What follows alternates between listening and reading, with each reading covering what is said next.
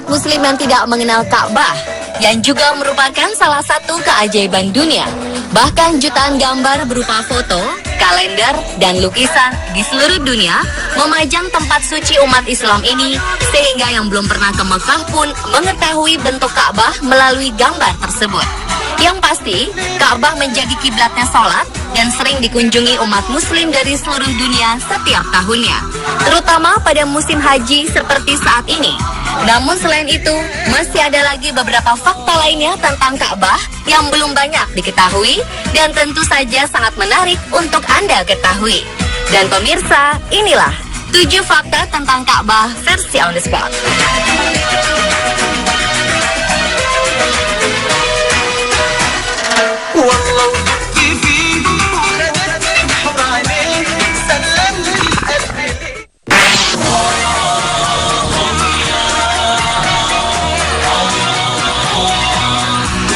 Mengeluarkan semacam radiasi yang kemudian diketahui sebagai medan magnet. Penemuan ini sempat mengguncang National Aeronautics and Space Administration atau NASA, Badan Antariksa Amerika Serikat, dan temuan ini sempat dipublikasikan melalui internet. Tetapi sayangnya, 21 hari kemudian website tersebut hilang karena ada pihak yang menghapusnya. Namun demikian, keberadaan radiasi itu tetap diteliti dan akhirnya diketahui kalau radiasi tersebut berpusat di kota Mekah, tempat di mana Ka'bah berada. Yang lebih mengejutkan, radiasi tersebut ternyata bersifat infinite atau tidak berujung. Hal ini terbukti ketika para astronot mengambil foto planet Mars. Radiasi tersebut masih tetap terlihat. Para peneliti muslim mempercayai bahwa radiasi ini memiliki karakteristik dan menghubungkan antara Ka'bah di planet bumi dengan Ka'bah di alam akhirat.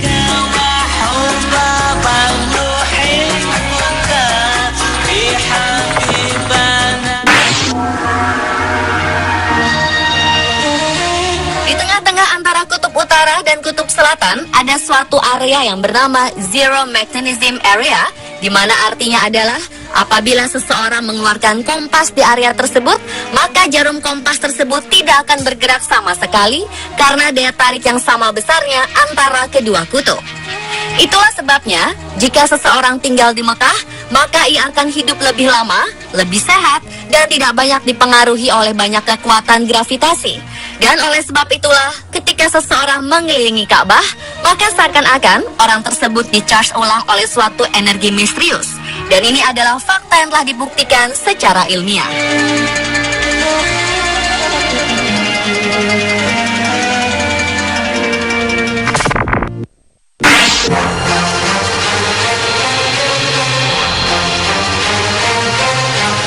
Dengan adanya beberapa hasil temuan tadi menunjukkan bahwa Ka'bah merupakan pusat bumi.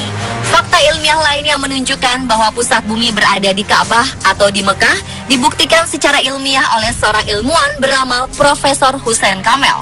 Pada mulanya ia meneliti suatu cara untuk menentukan arah kiblat di kota-kota besar di dunia. Untuk tujuan itu, ia menarik garis-garis pada peta. Setelah itu, ia mengamati dengan seksama posisi ketujuh benua terhadap Mekah dan jarak masing-masing. Ia memulai untuk menggambar garis-garis sejajar hanya untuk memudahkan proyek garis bujur dan garis lintang. Ia kagum dengan apa yang ditemukan, bahwa ternyata Mekah merupakan pusat bumi atau dunia. Dengan menggunakan perkiraan matematik dan kaidah yang disebut spherical triangle, Profesor Hussein menyimpulkan kedudukan Mekah betul-betul berada di tengah-tengah daratan bumi, sekaligus membuktikan bahwa bumi ini awalnya berkembang dari Mekah. Hasil penelitiannya ini telah dipublikasikan oleh Egyptian Scholars of the Sun and Space Research Center yang berpusat di Kairo dan diterbitkan dalam majalah Al-Arabiyah pada tahun 1978.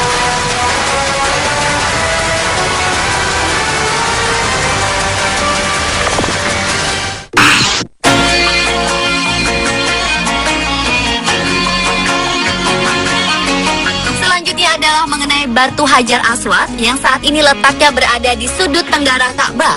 Hajar Aswad merupakan batu yang dalam agama Islam dipercaya berasal dari surga yang diturunkan oleh malaikat Jibril dan pertama kali diletakkan oleh Nabi Ibrahim. Hajar Aswad berupa kepingan batu yang terdiri dari 8 keping yang terkumpul dan direkat dengan lingkaran perak. Batu ini memiliki aroma wangi yang unik dan ini merupakan aroma alami yang dimilikinya semenjak awal keberadaannya. Sebuah penelitian mengungkapkan bahwa batu Hajar Aswad merupakan batu tertua di dunia dan juga bisa mengambang di air. Di sebuah museum di negara Inggris, ada 3 buah potongan batu tersebut yang diambil dari Ka'bah. Dan pihak museum juga mengatakan bahwa bongkahan batu-batu tersebut bukan berasal dari sistem tata surya kita. Dahulu kala, batu ini memiliki sinar yang terang dan dapat menerangi seluruh jazirah Arab. Namun semakin lama sinarnya semakin meredup dan hingga akhirnya sekarang berwarna hitam. Berdasarkan sebuah hadis yang dipercaya umat Islam, dalam hadis tersebut Muhammad mengatakan bahwa Hajar Aswad itu diturunkan dari surga. Warnanya lebih putih daripada susu dan dosa-dosa anak cucu Adamlah yang menjadikannya berwarna hitam. Dalam Islam, kaum muslim berusaha untuk menyentuh atau mencium Hajar Aswad jika sedang melaksanakan ibadah haji atau umroh. Mereka melakukannya karena mengikuti apa yang dilakukan oleh Muhammad.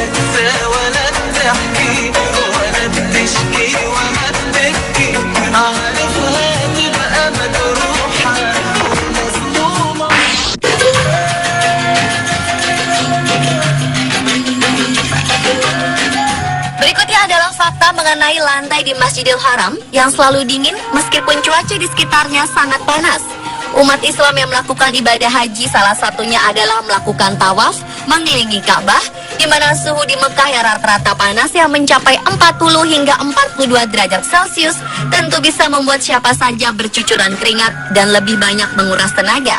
Meski demikian, yang unik adalah walaupun mengelilingi Ka'bah tanpa alas kaki, namun telapak kaki tidak terasa panas sama sekali. Padahal tempat tawaf merupakan ruang terbuka di mana panas matahari langsung menerpa lantai marmer.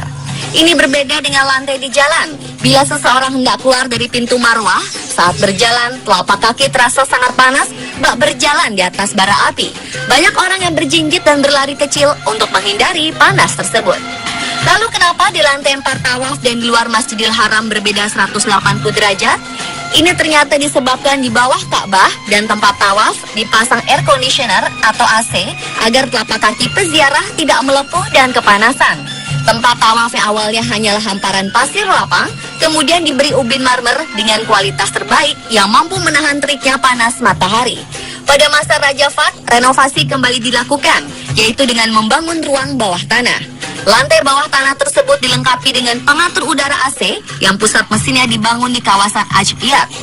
Selain itu, air dingin juga dialirkan di lantai bawah tanah yang berasal dari tempat yang sama. Inilah yang menyebabkan lantai yang dipakai untuk tempat tawaf tidak berasa panas, sekalipun suhu udaranya sangat panas.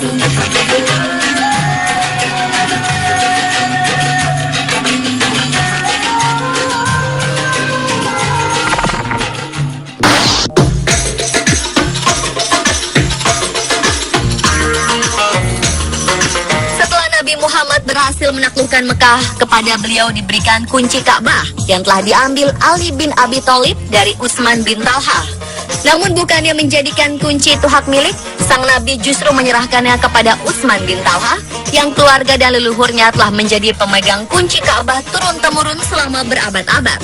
Saat itu malaikat Jibril turun membawa wahyu di dalam Ka'bah yang intinya menyebutkan bahwa Allah memerintahkan untuk mengembalikan kunci Ka'bah kepada pemiliknya, yaitu orang yang diberi amanat untuk menyimpannya.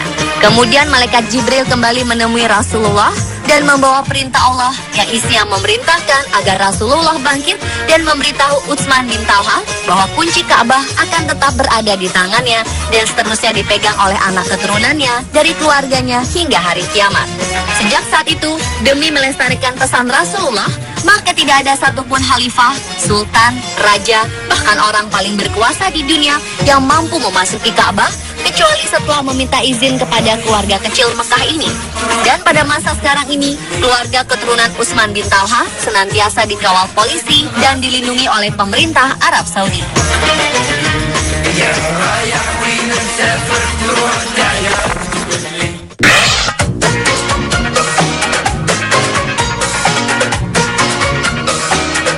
Kemudian mengenai warna kiswah Ka'bah. Kita mengenal bahwa Ka'bah ditutupi oleh kiswah atau kain kelambu penutup berwarna hitam dengan garis berwarna emas yang melintang, sehingga sulit membayangkan seperti apa Ka'bah jika dalam warna lain. Namun faktanya, sebelum kiswah Ka'bah berwarna hitam seperti sekarang ini, Ka'bah pernah ditutupi dengan kain kiswah dengan berbagai warna seperti hijau, merah, dan bahkan putih. Tradisi kain penutup Ka'bah berwarna hitam kemudian dimulai sejak Khalifah Al-Ma'mun dari dinasti Abbasiyah yang simbol kekhalifahannya saat itu berwarna hitam. Sejak saat itu kemudian diputuskan bahwa sebaiknya warna kiswah itu tetap dari waktu ke waktu, yaitu hitam. Hingga saat ini, meskipun kiswah diganti setiap tahun, tetapi warnanya selalu hitam. Dan pemirsa, itulah 7 fakta tentang Ka'bah versi on the spot.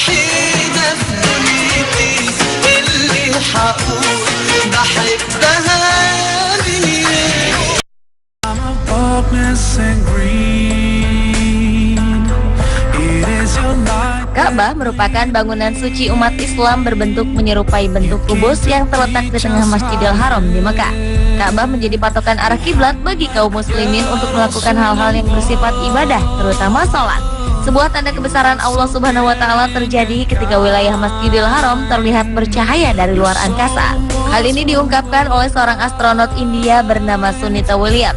Bahkan foto Ka'bah yang diambil lewat satelit NASA atau Badan Antariksa Amerika Serikat menunjukkan hal yang sama. Wilayah Masjidil Haram terlihat bercahaya dibanding daerah-daerah lain di sekitarnya. Selain itu, Masjid Nabawi yang terletak di Madinah pun juga memiliki keajaiban yang sama.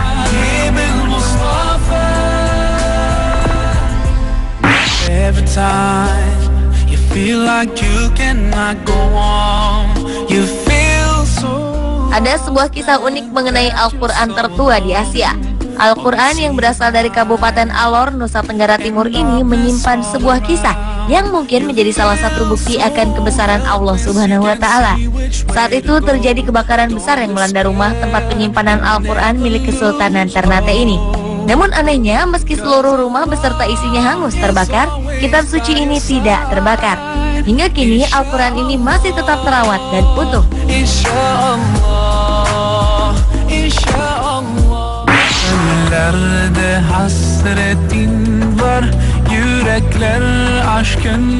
Seorang ahli kelautan bernama Jacques Voscoe melakukan penelitian di dasar laut meneliti sebuah fenomena mengagumkan di bawah laut Cenote Angelita, Meksiko. Disinilah Allah menunjukkan kebesarannya. Cousteau dikejutkan dengan adanya air tawar di antara air laut yang asin. Penemuan ini membuatnya takjub. Rasa ingin tahunya membuat Jacques menyelam lebih dalam. Ia pun menemukan fenomena alam yang mengejutkan berupa sungai di dasar laut. Sungai tersebut ditumbuhi daun-daunan dan pohon. Para peneliti menyebut fenomena ini sebagai lapisan hidrogen sulfida. Peristiwa ini telah dijelaskan di dalam Al-Quran pada surat Al-Furqan ayat 53 dan juga surat Ar-Rahman ayat 19-21. Ayat ini menjelaskan secara jelas mengenai adanya dua pertemuan antara air tawar dan air asin.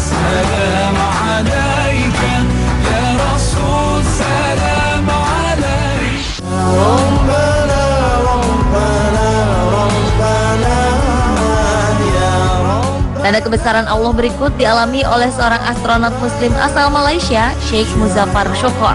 Ia mengorbiti angkasa pada 10 Oktober 2007 silam bersama pesawat luar angkasa milik Rusia, Soyuz. Ia mengorbit bertepatan dengan bulan Ramadan. Shukor tetap menjalankan ibadahnya selama di luar angkasa.